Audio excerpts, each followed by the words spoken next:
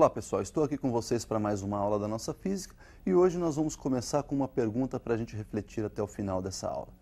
A força de atrito é uma força que somente oferece resistência a um movimento ou essa força pode também ser uma força motriz, uma força que movimenta um corpo? Então até o final da aula vocês vão pensando para a gente poder chegar a uma conclusão óbvia sobre esse assunto. Hoje a gente vai falar então do atrito e para falar sobre o atrito nós devemos lembrar que esse atrito depende, está vinculado ao estado de aspereza ou rugosidade de duas superfícies que estão em contato. Para isso, nós vamos a um visual e você vai perceber a diferença entre o atrito na sua fase estática, na sua fase cinética e na sua fase de iminência de movimento.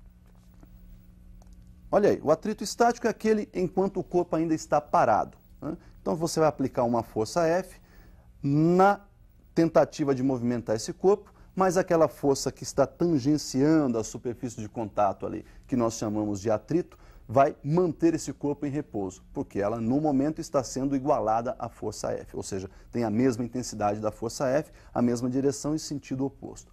Perceba que se você for aumentando essa força F, esse atrito também vai aumentando na mesma intensidade, até que chega um momento em que ele vai atingir um valor máximo. Esse atrito estático no seu valor máximo passa a ser chamado então atrito de destaque. Percebam então que quando você atingiu o atrito de destaque, a sua força F está ainda na sua intensidade, na intensidade igual à intensidade do atrito de destaque e esse corpo está na iminência de movimento. Perceba agora que se você aumentar um pouquinho mais a força F, esse corpo começa a se deslocar. E quando ele está então em deslocamento, o atrito passa a ser chamado de atrito cinético ou atrito dinâmico. Percebam então que agora, no movimento, a força F é maior que a força de atrito. Bom, então como nós vimos, o atrito passa por três fases, né? Ele passa lá pela fase estática, enquanto o corpo está em repouso, depois ele chega no seu valor estático máximo, que é quando o corpo está na iminência de movimento, e por fim ele passa então a ser chamado de atrito cinético ou atrito dinâmico, quando o corpo está já em movimento. Percebam que essa relação entre os atritos, a gente pode fazer isso aí graficamente. A gente pode relacionar essas três etapas graficamente.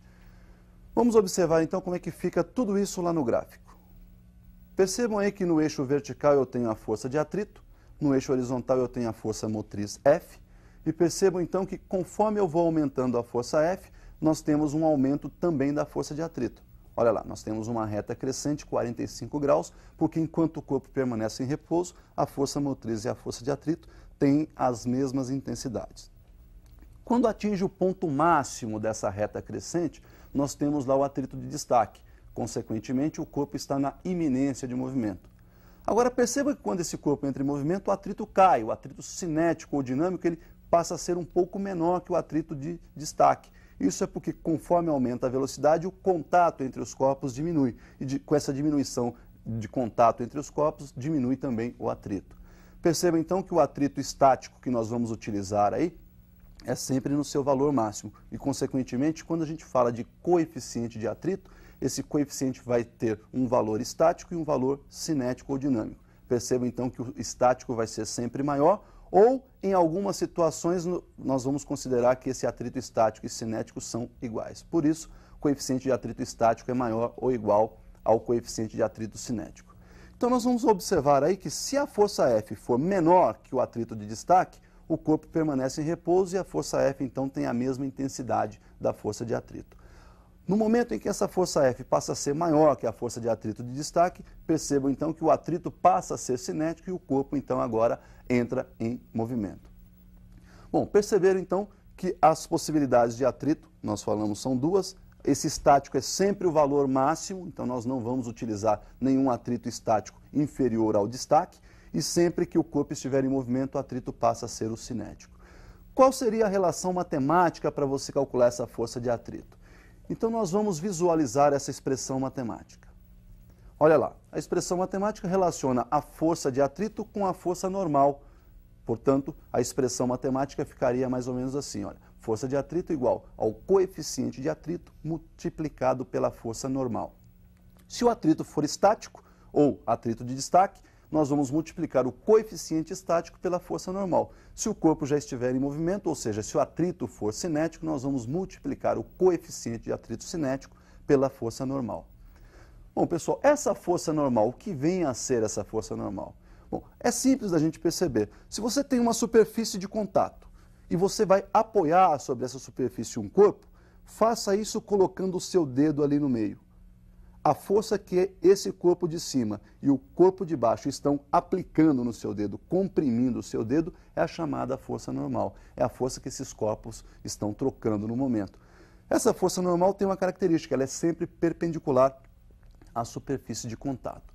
Bom, então vamos a dois exemplos de força normal. Olha lá, o primeiro exemplo nós temos aí um plano horizontal, né, um corpo apoiado sobre esse plano, a força motriz que nós chamamos de força F, a força de atrito no momento de destaque, estou considerando que esse corpo está inicialmente parado.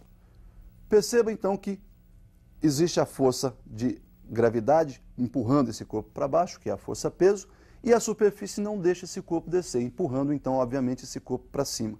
Nesse caso, a força que a superfície exerce sobre o corpo, não deixando ele descer, nós chamamos de força normal. Percebam então que nesse caso, na vertical, só existem duas forças, a força normal e a força peso. E os seus módulos, então, são exatamente iguais, uma vez que esse corpo não está nem subindo e nem descendo. Já o exemplo número 2, percebam que nós temos um plano vertical e para você apoiar esse corpo, você tem que pressionar esse corpo sobre esse plano vertical. Olha lá, vou aplicar uma força F empurrando esse corpo contra o plano vertical, o peso está puxando esse corpo para baixo e o atrito não deixa descer, portanto o atrito está puxando esse corpo para cima. A força normal, então, obviamente, é a força trocada entre as superfícies de contato. Eu empurro o corpo de encontro aí com o plano vertical, esse plano reage empurrando esse corpo no sentido contrário. Essa força aplicada pelo plano sobre o corpo, nós chamamos então de força normal. A força normal, nesse caso, em módulo, terá a mesma intensidade ou o mesmo módulo da força F que você aplica para manter esse corpo encostado no plano vertical. Bom, então nós temos aí dois exemplos de como calcular essa força normal. Percebam que a força normal está vinculada a cada situação. Não tem um modo de se calcular a força normal. Ela vai variar conforme variam as situações. Vamos observar um outro exemplo aí que seria o plano inclinado. Lá, no plano inclinado nós temos aí, por exemplo, esse corpo, né, já numa posição em equilíbrio, a força-peso vertical para baixo, a inclinação desse plano ângulo θ, e percebam que essa força-peso pode ser decomposta em duas direções. Uma que tangencia esse plano inclinado, portanto é a força que vai movimentar em algum momento esse corpo para baixo, e uma força que é perpendicular a essa superfície de apoio, que é a componente normal da força-peso. Lembrando então que esses dois corpos estão em contato, existe aquela força normal. Percebam que eu chamei aí nesse caso a força normal de N, e essa força normal então está se opondo, né? Tem a mesma direção, mas sentido oposto à componente normal da força-peso. Para você desmembrar essa força-peso e calcular aí as componentes tangencial e as componentes normal, você vai usar lá o seno e o cosseno, né? Para você calcular então o cateto adjacente ao ângulo θ, que é a componente normal desse peso, Pn, é só multiplicar a hipotenusa, que é o P, pelo cosseno de θ. E para você calcular o cateto oposto, que é a componente tangencial, portanto o PT, é só multiplicar a hipotenusa, que é o P, pelo seno de θ. Bom, perceberam então aí que no plano inclinado você tem que fazer uma decomposição de vetores. Bom, mas nesse mesmo plano inclinado nós temos duas situações diferentes. O corpo pode estar em repouso e pode estar em movimento. Então vamos analisar o chamado ângulo crítico. Nós temos então o ângulo crítico de atrito quando o corpo está na iminência de movimento. Portanto, nós temos aí o corpo apoiado num plano, o atrito atuante aí é o atrito de destaque, então nós temos lá o PT que vai puxar esse corpo para o movimento e a força de atrito de destaque que é quem vai segurar esse corpo na posição. Percebam que o PT e a força de atrito de destaque nesse momento são exatamente iguais. Substituindo então o PT por P seno θ, como nós vimos na tela ou no visual anterior, e a força de atrito pela sua expressão matemática coeficiente vezes força normal, na igualdade P seno θ igual coeficiente vezes força normal.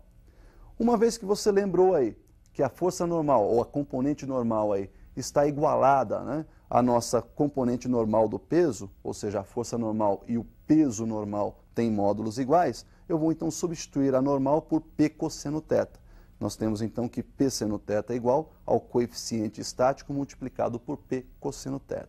Perceba que o P aparece dos dois lados, dividindo a equação toda, membro a membro, por P, nós temos então que o seno de θ é igual a coeficiente, né, vezes o cosseno de θ.